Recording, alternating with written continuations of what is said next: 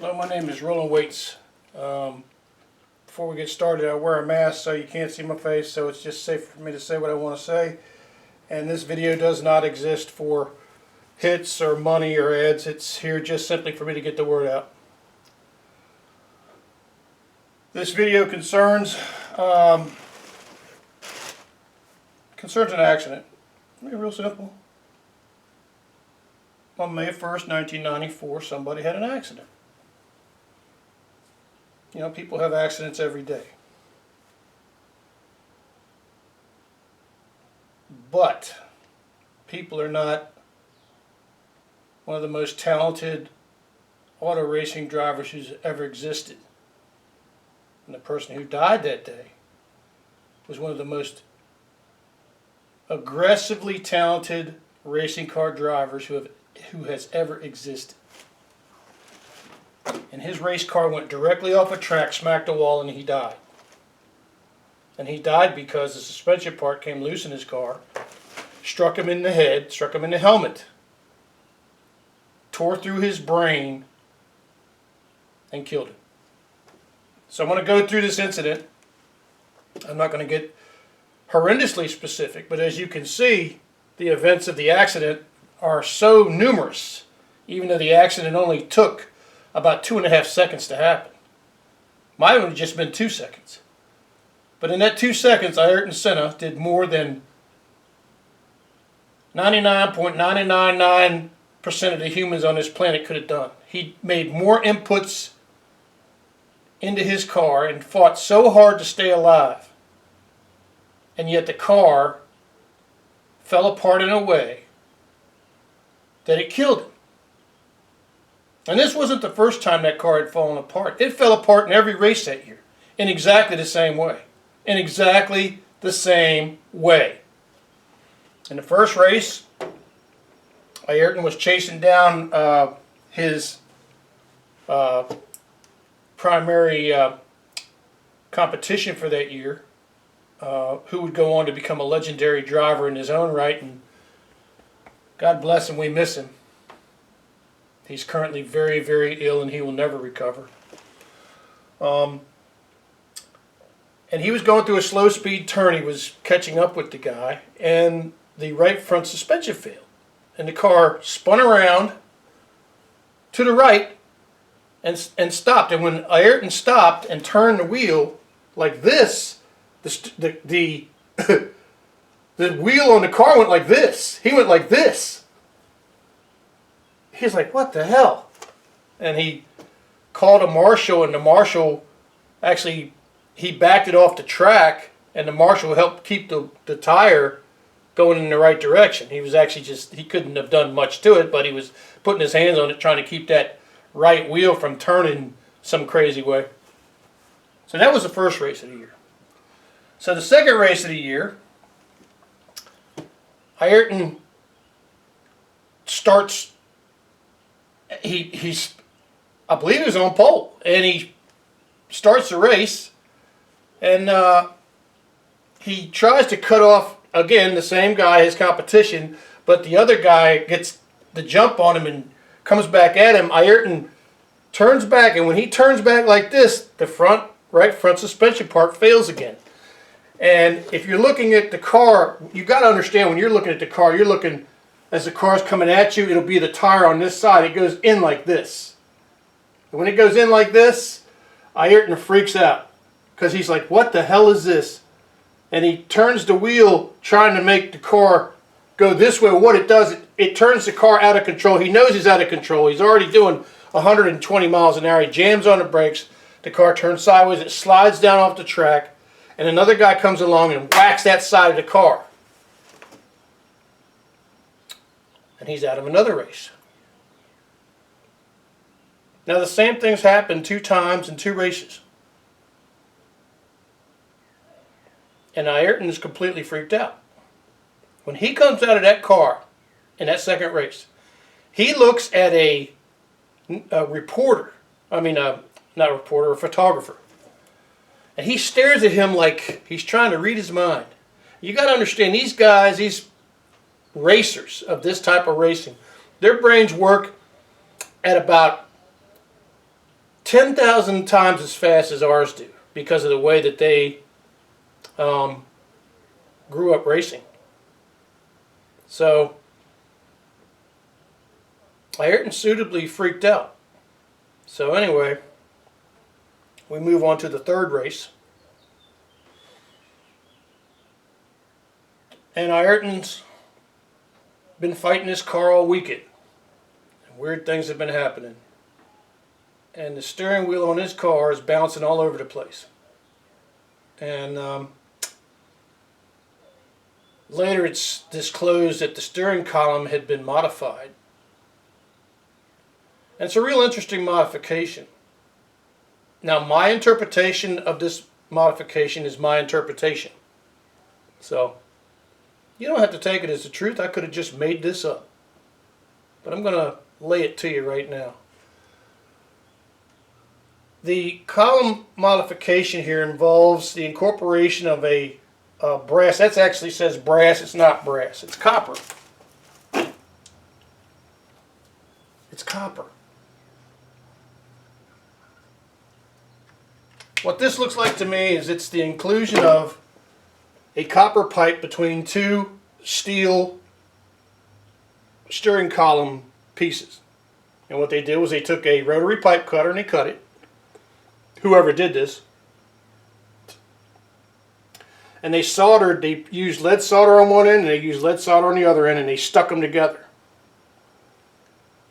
After the car has crashed and we get the pictures, there's a picture of the bottom part of the column, and if you look at that piece that's in that part of the column, it almost looks like some kind of heat charge, like some sort of electrically fired heat charge. I don't know what is that what you use to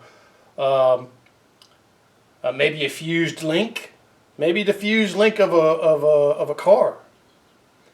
But the whole intent of this is to incorporate instant heat into a soldered connection. Because once you do this, the steering column will slip.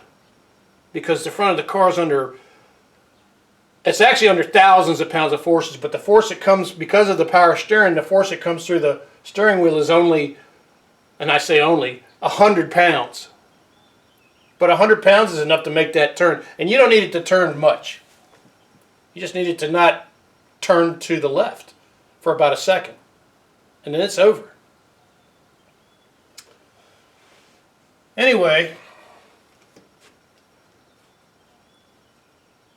and this little device, I'm going to add this little bit to this, because this is probably the most heartbreaking part of this, is that it appears to me that this heat charge was connected to the button that we see on the left hand side.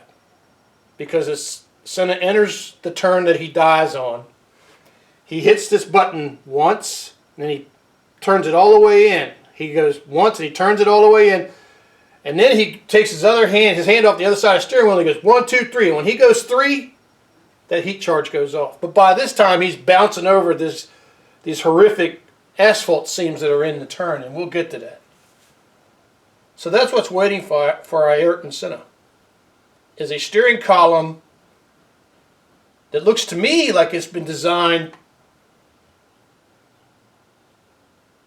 to put him into a bad accident.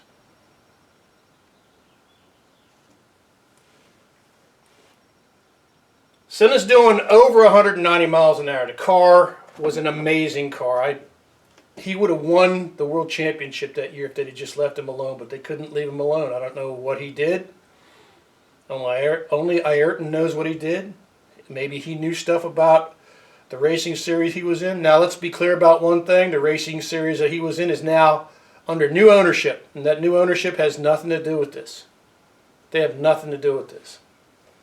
In any case, he knew something about the previous ownership that apparently the ownership didn't like. So that's my theory of why something like this would be done to a steering column. Anyway, Senna enters the corner. The car is slamming over the bumps because the suspension cheat has failed. Apparently this suspension, I call it a cheat, it's just somebody told me it was legal that year. The year before they had active suspension. So the car would actually think its way around the track, and all the driver had to do was keep his foot floored pretty much. But they defeated that. But they kept the electrical parts in the suspension. They just had the driver activate them. It was a much cruder way of doing things. But someone told me that was legal. So anyway, Ayrton comes into the corner. You can see as he's driving around the track, it seems to be every time he comes to a slower speed part of the track, is that he knows how he's activating it. But he's hitting this thing all over the place. Anyway, he comes into this turn and he's trying to get this thing to either turn on or turn off, and it refuses to activate, and he becomes sort of possessed by it. Senna tries twice with the thumb, the left hand, and then 3 times with his right pointing finger to activate this cheat. He goes over one of the first bumps, and you can, if you get a clear recording of the sound of this car in this accident, and you just listen closely, you will get to hear a click and a pop. There'll be a click pop. Now there are other sounds that are pretty similar but not as sharp. And if you can get to if you go to the point where the sound recording stops and you back up the appropriate amount of time to when he hits that first bump, you'll hear the click pop. And you can, I got to hear it because I got a good clear recording, and I played that sucker. I must have played it 1,000 times, and I kept zeroing in. I was like, wait a minute, I'm hearing something here. Click pop, click pop, click pop, click pop. The first click is the copper in the steering column snapping. And what happens is the steering column comes down like this. Now, I had to laugh because when I when I saw this the first time, I was like, he's going into a corner at 10 and 2 like Dad's driving the station wagon, to the park. I mean, he's literally relaxed for him. But anyway, when the steering column comes down, he starts doing this number, and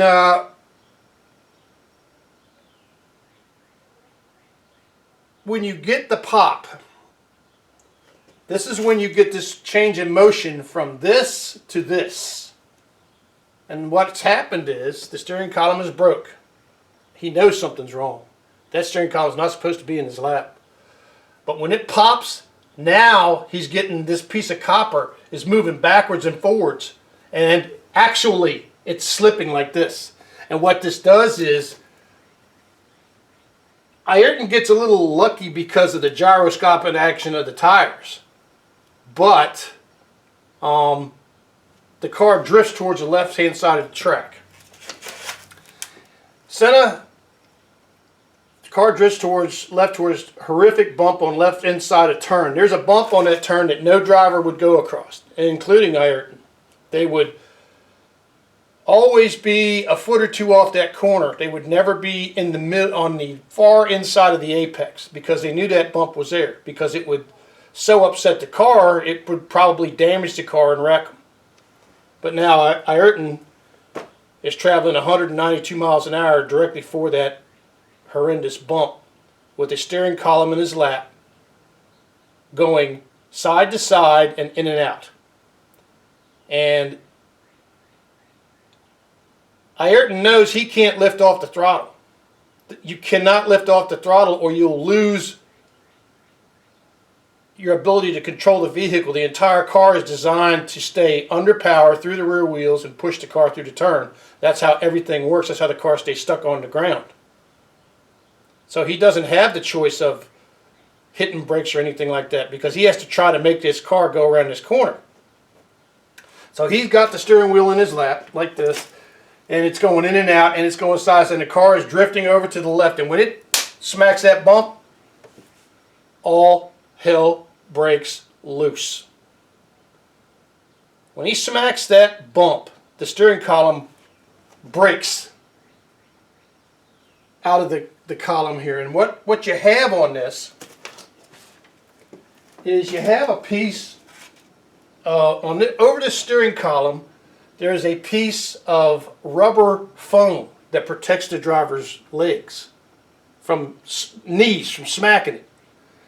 And what this does for Ayrton is it makes it so that the steering column breaks like this, but he can push the end to the other end. It actually guides him to let him push the end to the other end.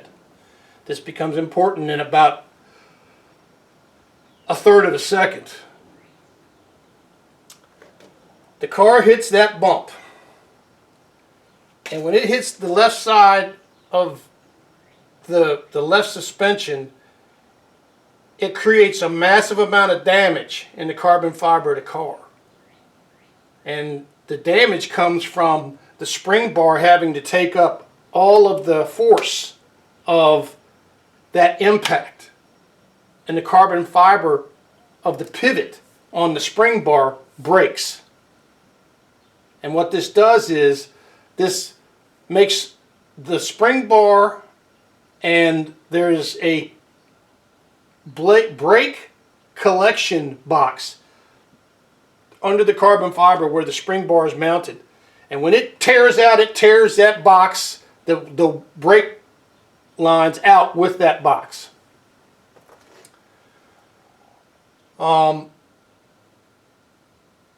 But before this happens, before that spring bar breaks, and we're getting to the point where the camera ends, car smacks that bump.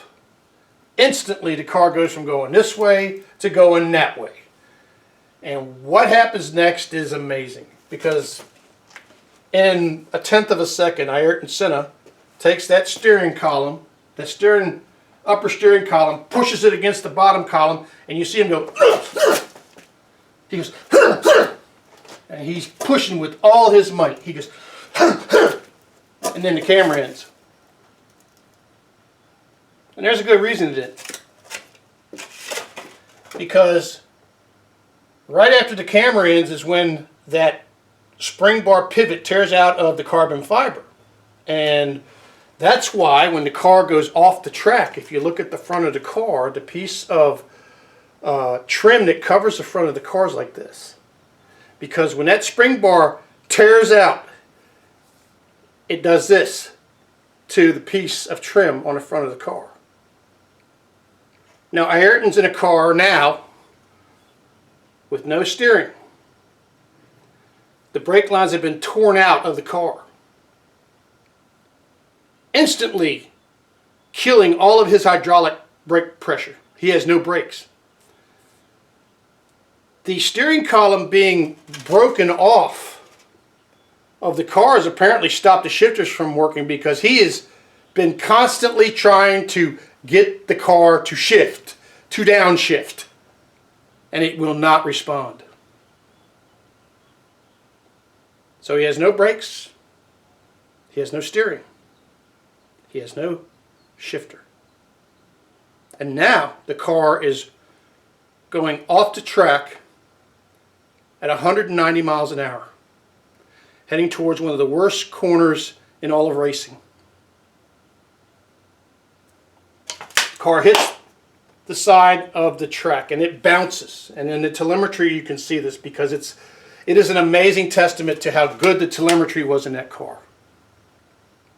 There's a line, a force line that goes like this. You can actually see the car in the force line, where the car is under a certain amount of force, and then the force decreases, and then when the car lands, the force increases.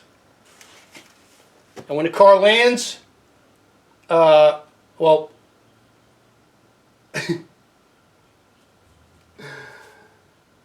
let's go back to when this spring bar tears out. This is before the car comes off the track.